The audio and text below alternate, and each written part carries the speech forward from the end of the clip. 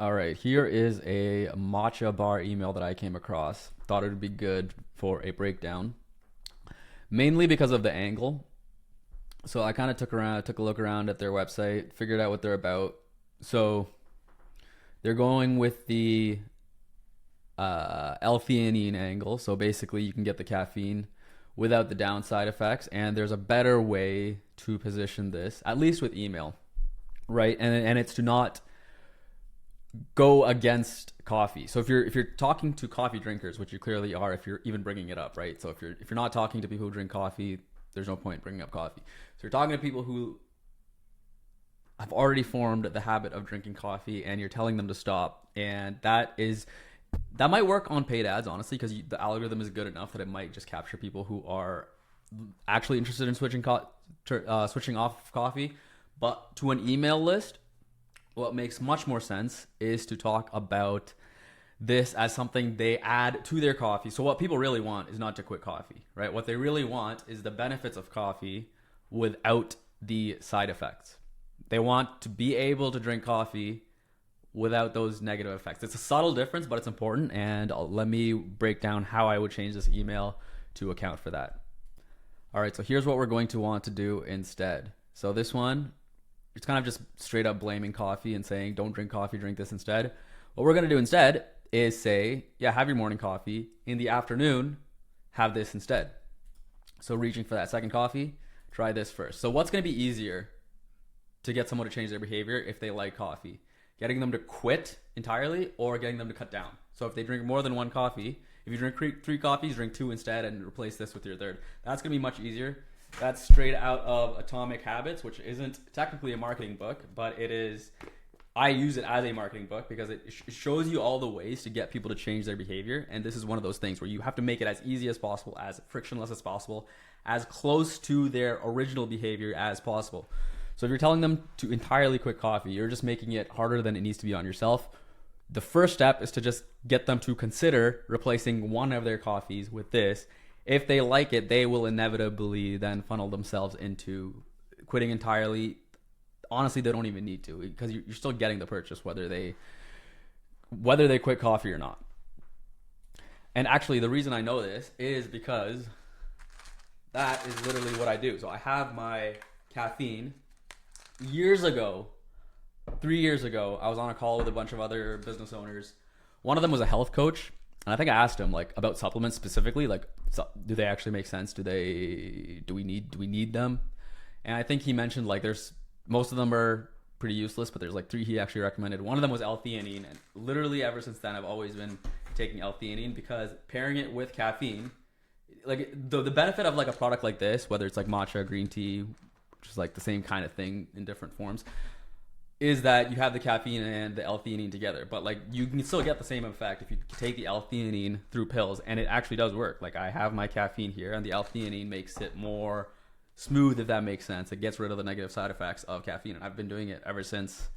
I've been like a loyal customer of this L-theanine ever since.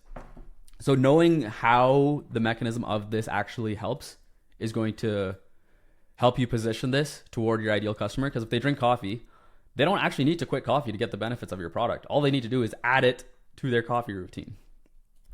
All right, so now let's add in some body section. So the header, I like just having the header be standalone. So I make that first just because you want the header to be good enough that they get the entire picture, even if they don't read the rest of the email. Because the reality is, this is all people are going to really, like, you can't assume that everyone's going to scroll through your entire email and read everything word for word. 80% of people, they're just going to see this. So you want to make sure the entire email is being communicated within this header, assuming they don't scroll. You still want them to scroll, but assuming they don't. So here, everything is being communicated here. So instead of reaching for that second coffee, try this first. And we're visually making it really clear what we're talking about without using words, because a lot of people just glance. So in the morning, take this. The afternoon, take this. You don't have to give up coffee, right? So we're being super bold with that. One coffee is greater than two coffees. Honestly, I would even like test this against, don't give up your morning coffee, which might be like a shocking thing for this brand to say, but then which will cause people to click and really try to figure out what we're trying to say. And next thing you know, they are asking to follow your argument.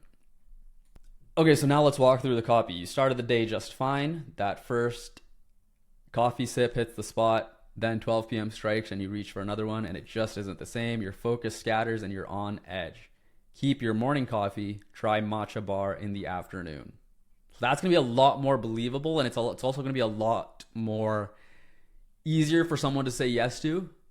Because, I don't know, if you drink coffee, you've probably tried other things that claim to replace your coffee. They don't hit the spot. Like, it's the same thing with like cigarettes, right? Like any product that claims to replace cigarettes, it's just not going to work. Like, it's never going to be the same. So the only argument you can use is to like cut down and slowly replace.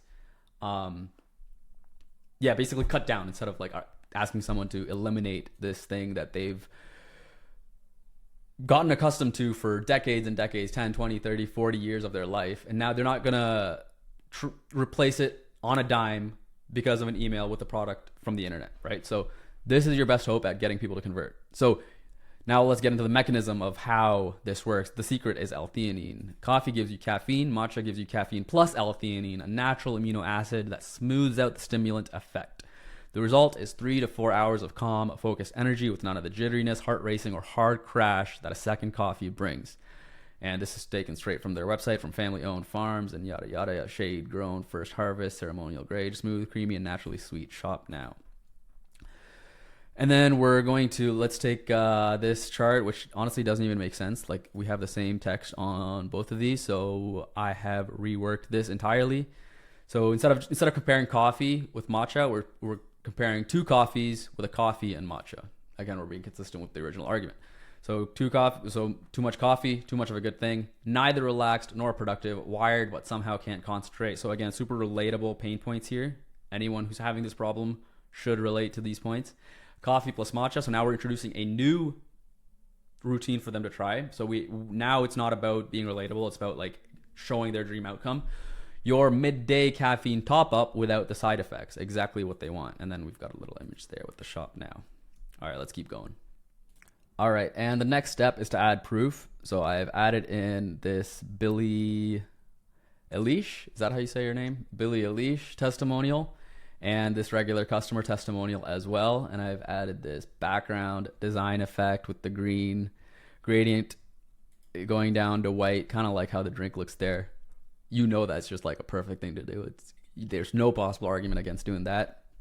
And kind of like use the testimonial layout that they have on the website itself as well. And I noticed they have this little solid shadow type thing. So I've added that to all of the other blocks as well, which we didn't originally do.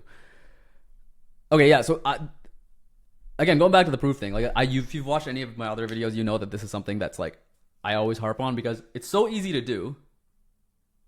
It's the most effective thing to include in an email, and yet people don't do it. Like I almost thought they had one because I looked at this, but then it wasn't a testimonial. It's just the 5 stars and then random description text. So this is what we've arrived at now. So one, we've changed the angle to something that people are actually going to convert on if they drink coffee. Instead of telling them to stop drinking coffee, we are telling them to replace one of their coffee with this. We're asking them to consider it, at least try it out.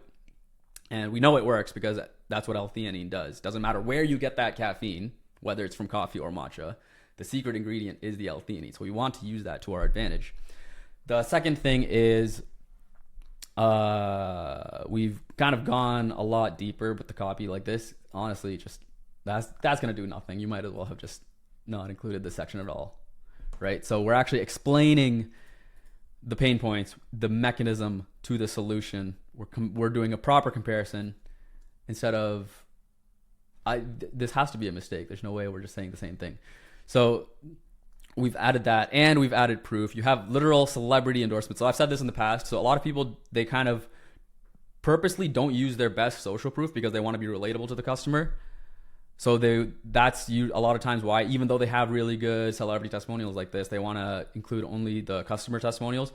But always use your best testimonials whenever you can, because it's about positioning yourself as their dream outcome, what they want to perceive themselves as, more so than being actually realistic. So that's kind of like those, remember those old school infomercials where if you're selling like a weird pen to like 70-year-olds, you have a bunch of 70-year-olds in the footage like using their pen.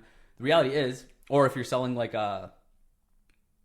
gym equipment and your target audience is like unathletic people, you show a bunch of unathletic people in the video. So the reality is, the type of people that want to buy that product, they don't view themselves as unathletic. They don't want to be like other unathletic people. You want to show yourself as what they want to perceive themselves as, not what they actually look like, if that makes any sense. So that's the argument for, or that's the reason we want to always include your best testimonials. It converts better than the relatable ones. I've tested this. It's true. It is just correct.